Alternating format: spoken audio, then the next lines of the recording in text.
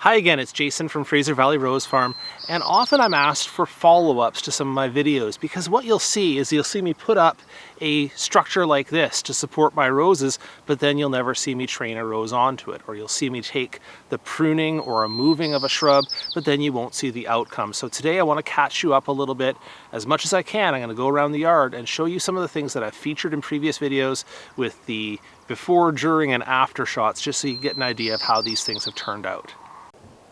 This rose is Madame Hardy, and I featured it in a video on how to move your plants or transplant your roses without killing it. And this is how it's recovered. That video was made last winter, so about a year ago, just coming into this spring, and now it's put on these beautiful white blooms.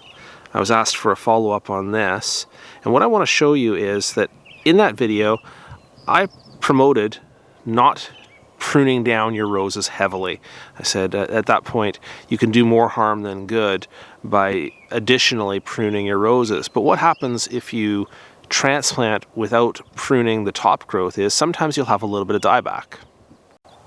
And that's exactly what you'll come to see right here, is that stub died back subsequent to the moving of the rose. In fact, there were a number of branches and stems like that that blackened off or browned off subsequent to pruning, and so then I just pruned those off. Now, I guess you could ask the question, why wouldn't you just have pruned it preemptively? And I guess my answer is I like to target the pruning to what needs it. You can see a lot of the other stems came back beautifully. A lot of the other stems came back green and went on to bear blooms and so on. So by waiting for it to show me what parts it wants to give up, you're kind of letting the rose declare its intentions. It shows you what parts it doesn't want to support. Then you can prune off the brown portions and allow the green portions to continue.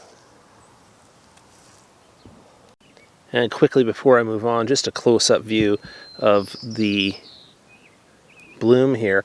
One of my favorites, and in fact one of the favorites of Peter Beals, the famous rosarian, this white bloom with the green eye in the center, beautifully elegant, wonderfully scented. Madame Hardy's definitely worth having in the garden if you can grow it. Next, for a follow-up on a fairly recent pruning video, I made a pruning video on an example of pruning a climber down along a low fence. This is Rosarium Uderson was the example I used in that. And if you'll recall, I had to cut it. It was shooting upright dramatically in the center. I had to cut back some of that center growth from the container, which you can barely see in this shot here, but trust me, there is a container in there somewhere. And I had to train it horizontally along this fence. Now it is recovering nicely from that. You can see it's put on some beautiful blooms already, but that's just the beginning. You're going to see a ton of buds coming up on this, and this is going to continue to put on that growth all season long. This is by the end of the season. Maybe I'll do an additional follow-up. You'll see that this will be covered in pink. Just a slightly closer view here. Sometimes those super saturated pinks won't come up well on film, so I don't know how this is going to turn out, but I want to show you that there are a ton of flower buds on here just ready to come on. So that's exciting. And just in the background here, that red rose, you see I'm going to be training Etoile de Hollande, which is a hybrid tea, up onto the pillar that I constructed last year as it puts on a little bit of height. A little further down the fence line here, I have Buff Beauty trained exactly the same way along the fence. But the difference between that and what I did with Rosarium Uderson is Rosarium Uderson was a harder prune, and this one was a much lighter prune. Now they're both reblooming roses, so I suspect that Rosarium Uderson will catch up a little bit on its second bloom.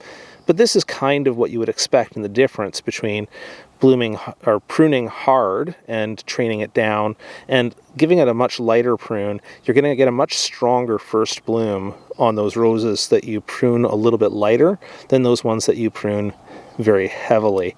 And I just want to show you one more quick bit of follow-up since I happen to be here.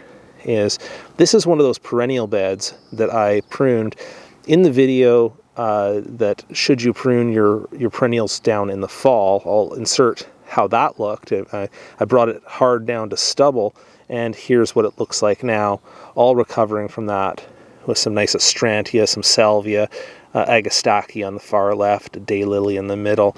So that's back on its way and should be in full bloom this month.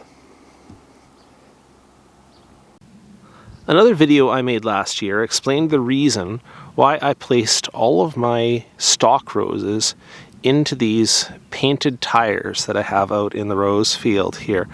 And you can see the results now is that it makes them rather easy to maintain and mow between and keep the weeds out from the base of the plants. And of course we mow with a ride-on lawnmower and follow up usually with a string trimming step, and that helps to protect the base of the rose. It also serves to allow us to put our nutrients and mulch and everything all in a very targeted location right at the base of the plant. So it makes it easy if I have to get some farm help to come here and fertilize the roses, and I say just throw a cup of alfalfa at the base of each plant. It's pretty straightforward instruction if I have that tire there. It's starting to come into color now. You can see that the roses definitely are not resenting the treatment.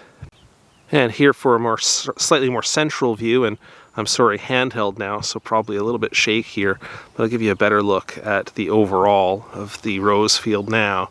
That's Abraham Darby dead center right now, putting on a good show.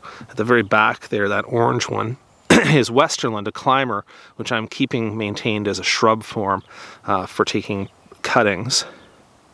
And some of these went in a little bit sooner, and some of them went in a little bit later. But there's also a lot of natural variation between the sizes of the plants.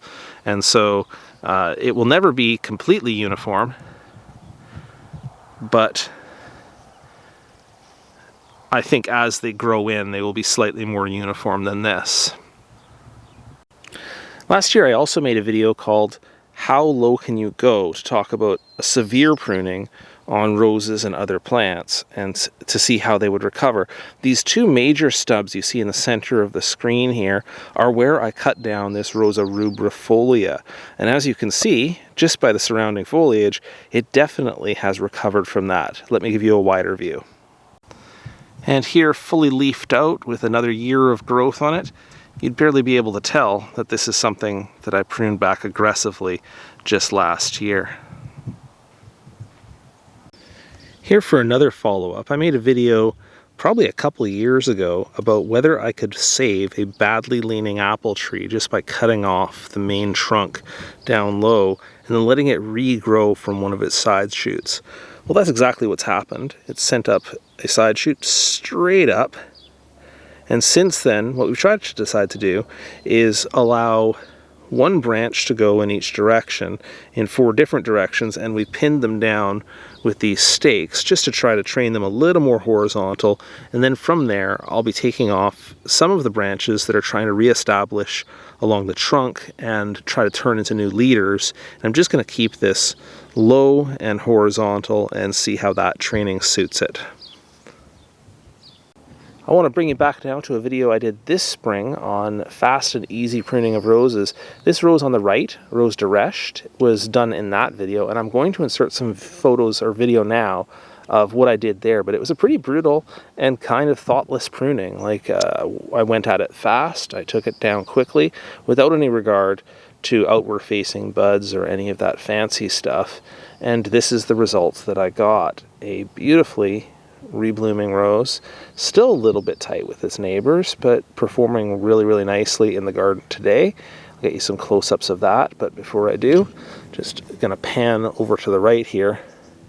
I'll show you that big purple shrub there, from a distance of course, is an elderberry. I think it's called Thundercloud. What a gorgeous presentation in the garden. Here are those close-up flowers of Rose de Recht with lots and lots of buds coming up in the background, as you can see. And it has this, well, I'm going to call it a hard pink color to begin with. And then it blooms out to kind of fades into a mauve kind of range, which is pretty common amongst some of the old garden roses. Sort of loses that hot pink tone and starts to move towards mauve. From that same video, but just in a different area of the garden, you would have seen me prune this rose. It's distant drums, and you can see where I left off, and also I'll insert some footage from that video. And this is how it's recovered. So I took it down probably to about 18 inches, and now here it is back up to near 4 feet in height. And I'll get you a closer look at some of those flowers. It's a very unique floribunda. The official color, I think they call it russet, because it's sort of in that reddish, brownish range of colors. You can see how closely that is related to the mauve or silver type roses, because that's the tone that it fades out to. So you see the buds there are actually kind of a deep red russet color, and then the blooms, as they mature, that's the color sort of in the center, but the outside edges of the blooms are more mauve. In a fresh bloom, that could be really, really attractive. And finally, I wanted to follow up on a video I made on moving roses with an excavator when they were just large roses and I had to move them out of kind of desperation because they were so big with a mini excavator. And I can show you the footage of how ugly that process was. It was really, really rough on the roses, and indeed I did see some dieback on this one, although it's recovering well. I did that for both this one and for this one. In fact, all the roses along my fence line right now were moved there by that mini excavator.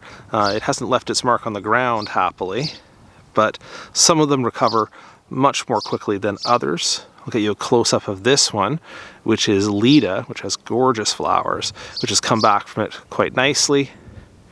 This one here had its dieback, and so now what I'll do, now that it's done with its bloom period, is now I can cut it down a lot lower and let it refresh from the base. That's exactly what I'll be doing, because I don't intend to put up with that kind of gangly, every direction kind of growth that it has right now.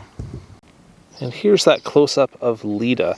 Leda is another damask rose, just like Madame Hardy that I showed at the front end of this video. Leda also has that wonderful damask fragrance, but is characterized by these kind of cherry candy frosting on the outside of the blooms. So it has that similar bloom form with many, many petals packed in and the same kind of matte foliage, but just has that gorgeous, gorgeous color on the outside of the blooms, and you can see many, many blooms to come as well. Thanks so much for joining me today for this follow-up from my gardening videos, and if you have any questions about how anything else has turned out or anything from this video, please drop those down into the comments of the video. I'll see what I can do to answer. Thanks.